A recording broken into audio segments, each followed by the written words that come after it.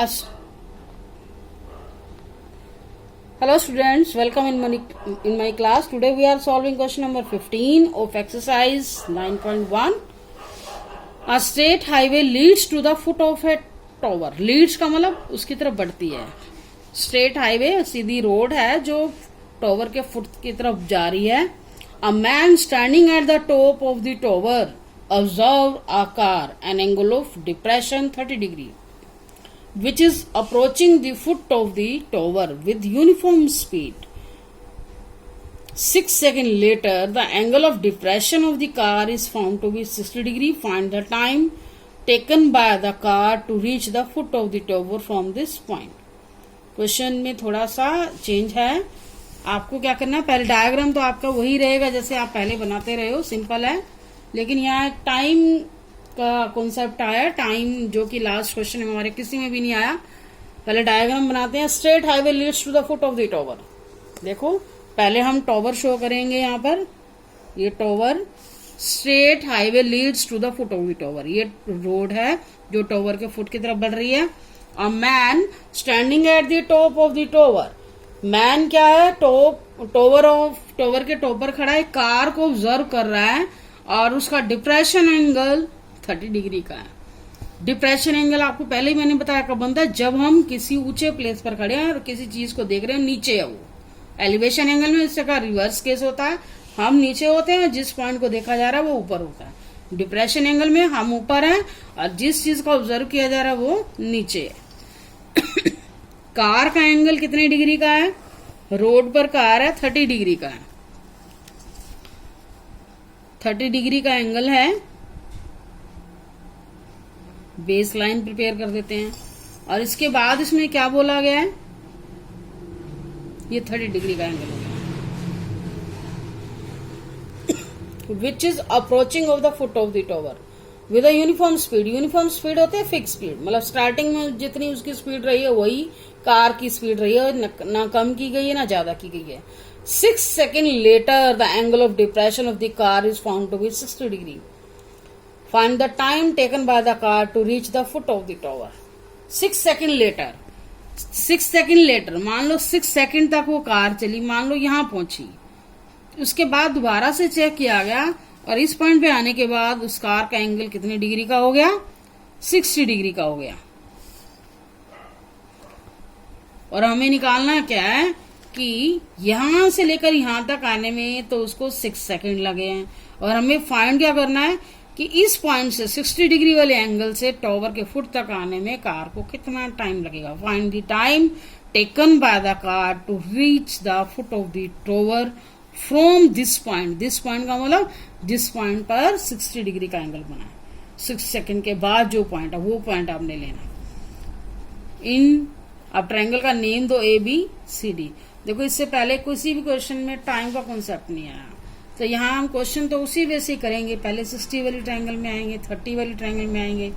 और टॉवर की यहाँ पर हमें हाइट भी गिवन नहीं है, ये भी हमें अपनी तरफ से सपोज करनी होगी क्योंकि ये कॉमन ही चीज है दोनों में. और जो वैल्यू हमारी लाई कर रही है, चाहे टाइम भी गिवन है, वो भी बेस पर लाई कर रहा है, तो अगेन हमें टेंजेंट ही अप्लाई करना होगा.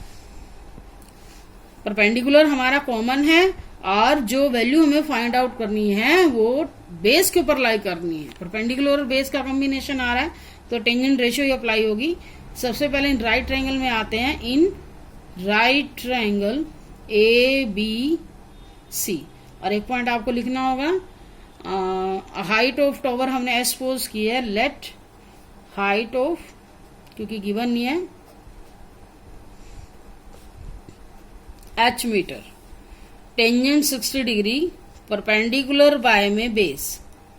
परपेंडिकुलर H है, बेस कितना हमारे पास BC. टेंजेंट 60 की वैल्यू बाय टेबल कितनी होती है, √3 H बाय में BC. BC की वैल्यू क्या आई, H बाय में √3. ये नंबर 1 रिजल्ट दे देते हैं, इसका आगे यूज होगा. अब आते हैं 30 डिग्री वाली ट्रायंगल में. इन राइट ट्रायंगल ABD. 30 वाली ट्रायंगल हमारे D पॉइंट तक है. टेंजेंट 30 डिग्री, परपेंडिकुलर बाय में बेस, परपेंडिकुलर अगेन H है और बेस BD है। यहाँ पर टेंजेंट 30 की value by table 1/√3 h/BD, BD is equal to h√3। Second result. अब देखो इस क्वेश्चन में हमें क्या करना है, हमें एक्चुअल में टाइम फाइंड आउट करना है। हमारे पास क्या है, D से C तक पहुंचने का टाइम है हमारे पास। हमें क्या फाइंड आउट करना है, C से B तक पहुंचने का टाइम। तो अब हमें जो वैल्यू निकालनी होगी, देखो C से B तक, जो अब हमें इस क्वेश्चन में ना यूनिटरी मेथड अप्लाई करके आपको स्टेटमेंट अप्लाई करनी होगी जिससे हमारा टाइम निकले। DC डिस्टेंस हमें निकालना होगा क्योंकि उसका हमें टाइम पता है। DC डिस्टेंस की वैल्यू निकालनी होगी जो कि h की फॉर्म में आएगी। फिर हम क्या निकालेंगे, उसी की हेल्प से C से B डिस्टेंस का टाइम निकाल लेंगे।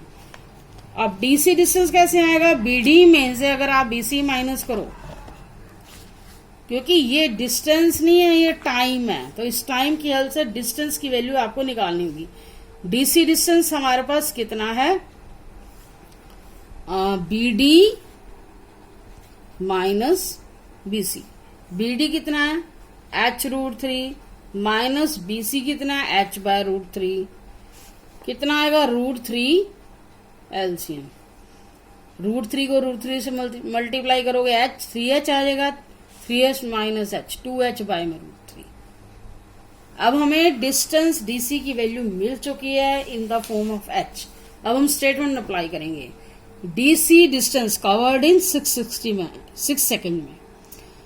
अब DC की वैल्यू आप क्या यूज करोगे, 2h/√3। तो यहाँ आपको लिखना है स्टेटमेंट जिससे आप अप्लाई करते हो, डिस्टेंस यूनिटरी मेथड जो 3 स्टेप वाला होता है, डिस्टेंस DC कवर्ड, DC की वैल्यू क्या है, 2h/√3 कवर्ड इन। देखो ये वैल्यू ये रखनी है क्योंकि हमें सिंप्लीफिकेशन के लिए इसी का यूज करना है। Covered in 6 second. डिस्टेंस अगर 1 यूनिट कवर लेना हो तो क्या होगा, कम टाइम में कवर होगा। तो कम टाइम में कवर होगा तो ये टर्म रिवर्स हो जाती है ना, तो इसलिए √3/2h लिखोगे। अब हमारा मेन टारगेट क्या है, डिस्टेंस CB का पता लगाना। तो डिस्टेंस क्या लिखोगे, CB। यहां मैं CB की वैल्यू भी साथ लिख रही हूं, CB मीन्स BC कितनी है, h/√3। ये डिस्टेंस हमारा कवर होगा, ज्यादा टाइम में कवर होगा। किसके अकॉर्डिंग ज्यादा टाइम में, 1 के अकॉर्डिंग। 1 यूनिट कवर करने में कम टाइम लगेगा, लेकिन जो ये वैल्यू है 1 से अबव है, इसमें ज्यादा टाइम लगेगा, इसलिए टर्म मल्टीप्लाई होगी। सिंपल जैसे आप स्टेटमेंट अप्लाई करते हो, √3 से √3 कैंसल, ये h से h कैंसल, 2 3 6, 3 सेकेंड आ गया। तो हमें पता चल चुका है कि कार को टॉवर के फुट तक पहुंचने में कितना टाइम लगेगा, 3 सेकेंड। तो find the time taken by the car to reach the foot of the tower. तो ये लिखोगे time taken by the car, time taken by car to reach the foot of tower is equal to 3 second.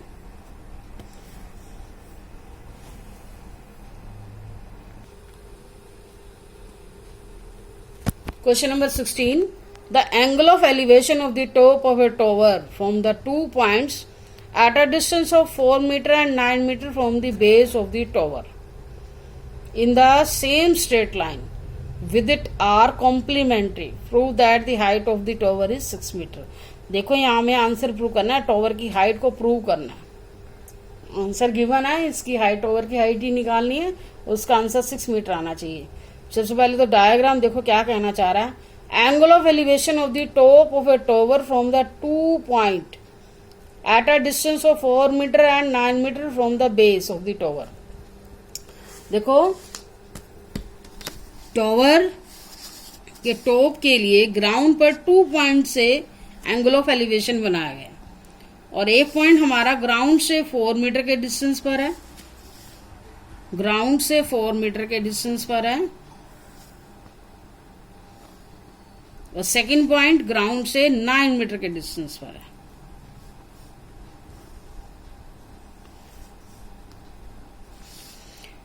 ये point 4 metre है और ये point यहां से लेकर यहां तक 9 मीटर है, क्योंकि दोनों ही पॉइंट फुट से लिए गए हैं।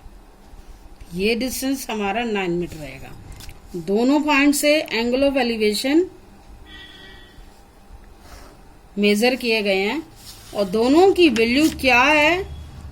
Both these angles are complementary angles. The angle of elevation of the top of a tower from the 2 point at a distance of 4 meter and 9 meter from the base of the tower in the same straight line with it are complementary. अब तक जितने भी question थे आपको दो दो angle दिए गए थे, किसी में 30, 45, 60, 30, लेकिन इस क्वेश्चन में आपको डायरेक्ट एंगल ना देकर के ये कह दिया गया कि इन दोनों पॉइंट से जो एंगल बन रहे हैं वो दोनों एंगल क्या हैं? कॉम्प्लीमेंट्री एंगल हैं। और आपको पता है कॉम्प्लीमेंट्री एंगल क्या होते हैं? ऐसे दोनों एंगल जिनका टोटल क्या होगा? 90। जिनका टोटल क्या होगा? 90। तो अब हमें क्या करना है? अब हमें ये तो नहीं बताना सेपरेट सेपरेट दोनों की वैल्यू कितनी है, दोनों का टोटल सी और डी पॉइंट पर दोनों को जो एंगल है दोनों का टोटल 90 है। तो एक को थीटा ले लेते हो तो दूसरा क्या आएगा? 90 माइनस थीटा। वो आपके ऊपर डिपेंड करता है किसको आप थीटा ले रहे हो। इसको थीटा लेते हो तो ये 90 माइनस थीटा आएगा, आंसर सेम आएगा। तो दोनों पॉइंट पर जो एंगल बने दोनों का टोटल 90 है। एक को हमें थीटा लेना, दूसरा 90 माइनस थीटा। थोड़ा सा इसको ऐसे बढ़ा के लिखो क्योंकि 90 माइनस थीटा स्पेस ज्यादा ले रहा है। यहाँ आप थीटा भी लिख सकते हो तो ये 90 माइनस थीटा होगा। प्रोसेस इसका वही रहेगा। अब इसमें आपको टॉवर की हाइट प्रूव करनी है। ये टॉवर की हाइट है ये हम सपोज कर लेते हैं। Let height of tower is equal to h metre. जैसे लास्ट क्वेश्चन में आते रहे हम दोनों ट्रायंगल में टर्न वाइज, वैसे ही इसमें चलेंगे। In right triangle ABC tangent theta is equal to perpendicular by में बेस इसका BC है जिसकी वैल्यू हमें पता है 4 metre. Tangent theta is equal to h by में 4। इसको हम फर्स्ट नंबर दे देते हैं। अब सेकंड ट्रायंगल में आते हैं। इन right triangle ABD tangent 90 minus theta perpendicular by में बेस। और टेंजेंट 90 माइनस थीटा आपको पता ही है कोट थीटा होता है। ये 8.3 एक्सरसाइज में हमने पढ़ा है। और h बाय में BD की वैल्यू कितनी है? 9 मीटर। तो अब हमें क्या करना होगा? फर्स्ट और सेकंड टर्म को मल्टीप्लाई करना होगा। Multiplying first and second. Tangent theta left side को लेफ्ट साइड से मल्टीप्लाई करो इनटू कोट थीटा। और राइट साइड में क्या? h by 4 into h by 9। Tangent theta into cot theta. Cot theta क्या होता है? 1 by tangent theta. h square by में 36। और सिंप्लीफाई कर लेते हैं यहीं पे ही। टेंजेंट थीटा से कैंसिल हो गया। 1 is equal to h square by में 36। 36 is equal to h square. और h की वैल्यू निकालने के लिए क्या आएगा? स्क्वायर रूट लेना होगा। 6 इज इक्वल टू h। तो हाइट ऑफ टॉवर